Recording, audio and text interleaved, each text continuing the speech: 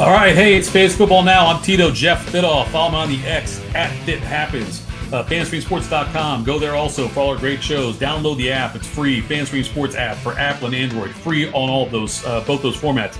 Facebook group, FanStream Sports Facebook group. Interact with other hosts and fans of other shows and whatnot. We're adding great shows every single week to FanStream Sports, so make sure you go check it out. This is Fantasy Football Now, and lots of eyeballs will be on Kyler Murray's performance against Atlanta this week. Kyler Murray, the quarterback for Arizona, coming back after missing almost a year with the torn ACL.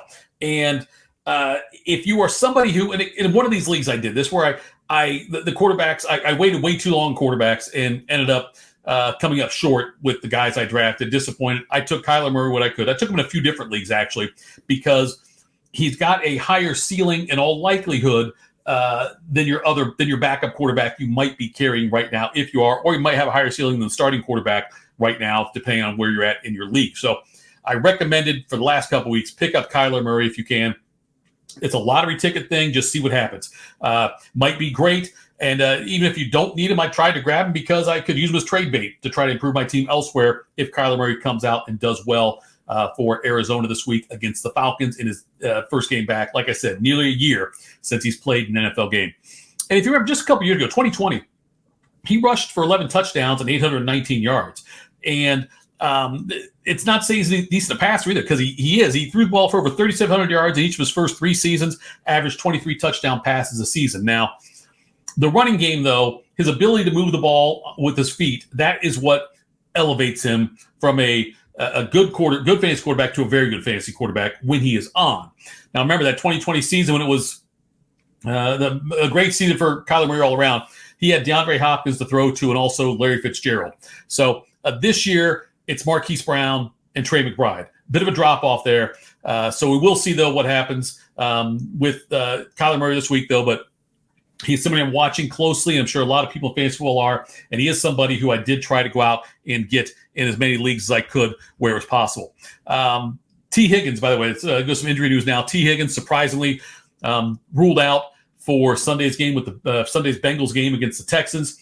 We're not sure on Jamar Chase. Jamar Chase is TBD right now. Now, Tyler Boyd's obviously the must-start. Continues. So is Joe Burrow. I'm not saying you don't start Burrow, even with those guys out. You're still starting Burrow. You're starting Tyler Boyd. But Trenton Irwin is someone to keep an eye on. Trenton Irwin and also tight end Irv Smith Jr. Irwin and Irv Smith Jr. are both guys who I think you could look at as potential replacements with the bye weeks this week. Maybe you're missing a receiver or two here or there. Maybe you have an injury. If you need that, I think Trenton Irwin's got a very high ceiling. And Irv Smith Jr. is certainly the tight end. If you're somebody who has streamed tight ends this year, which I hope you haven't, but if you have, that's the one. Those are the guys I would look at as far as adding to your stock if you're doing that. So Jamar Chase, a game time decision looks like for him. Justin Jefferson said he's not going to play until his hamstring is 100%. And when you first heard that, you might have thought, oh, he might be mailing it in for the season because Kirk Cousins is gone. It doesn't seem to be the case. He is listed as questionable this week against the Saints, although not expected to play. Look, I would still try to trade for him if you can get him. I don't know what the asking price is going to be in your league, but they're in contention for a playoff berth. And if and when he comes back, it'll be a nice boost to the value of Joshua Dobbs. Remember when I mentioned the wide receiver core for the Cardinals? And think about Dobbs. Now, Dobbs went from that Marquise Brown, the situation there you have with his running back, or the Trey McBride in Arizona. Now he's in Minnesota, where you could have potentially Justin Jefferson, Jordan Addison, T.J. Hawkinson. So Dobbs, another guy who could have spiked. He played well in Arizona when he had the opportunity. Somebody else who, if he's out there still in your league, look at him, because he's got Jefferson, Addison, and Hawkinson to throw to, and they don't have much of a running game. Certainly, Joshua Dobbs is someone who could have some value for you down the stretch for your team or potential trade chip.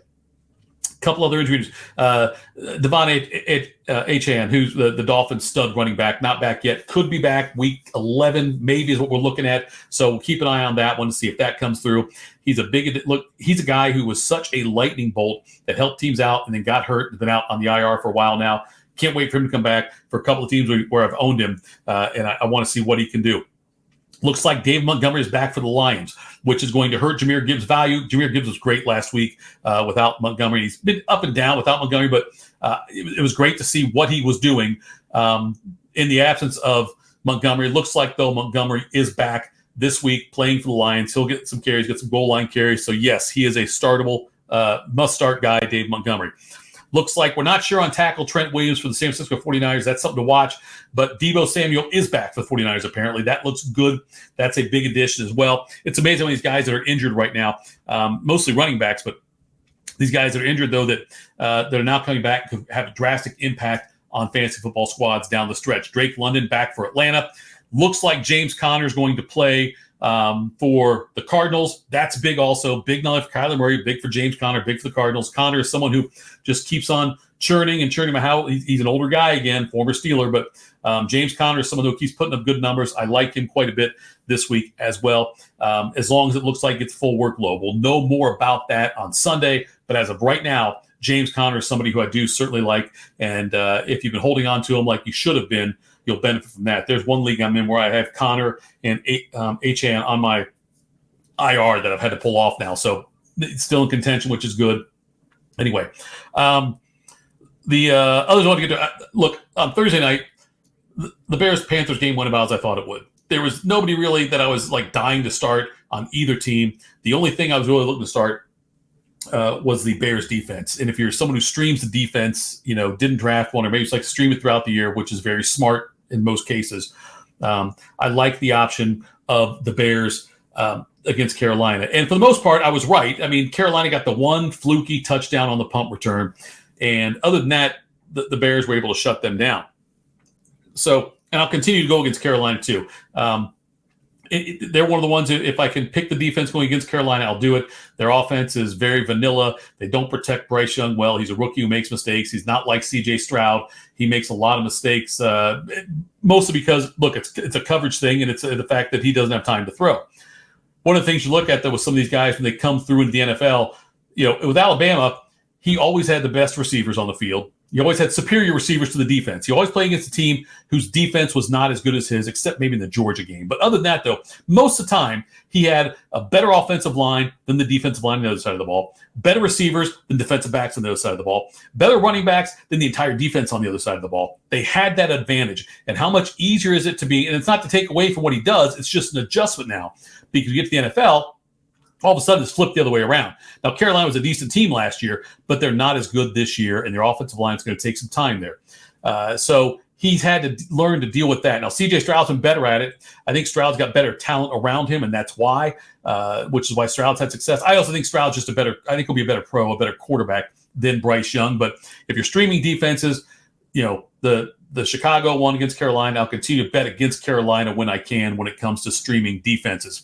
That being said, speaking of defenses, there's no way this team's defense available in your league. If they are, my God, you better grab them, because this week, what in the hell is Dallas going to do to Tommy DeVito? Undrafted rookie, the third quarterback for the Giants, starting against Dallas on Sunday. I think Dallas is like a 17-point favorite in the game.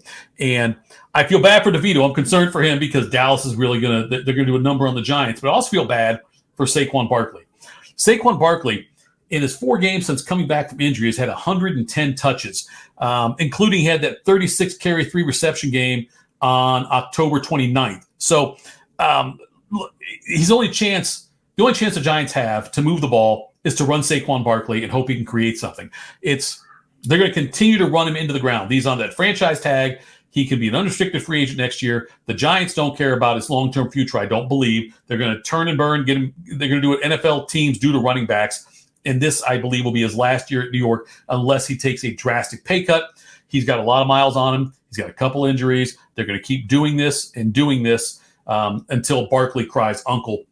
Hopefully he doesn't get hurt because I've got him in several leagues. But that's what the Giants are going to do. Nonetheless, this Cowboys defense is – if you can go out and bet, I think there'll be a defense or special teams touchdown for the Cowboys in this game against the Giants. Because if they get ahead, force the Giants to throw, again, it's Tommy DeVito that he'll be throwing the ball and getting frustrated by Micah Parsons and the rest of that Dallas defense. So I expect a big win for Dallas in this one and a big, big game for their defense. All right, that's it for the Fantasy Football Now. I'm Jeff Fiddle. Follow me on the X at That Happens. Chad Ochocinco, my normal co-host. Follow him, Chad Rink, at Chad Ochocinco on the X. Download the app, the Fantasy Sports app.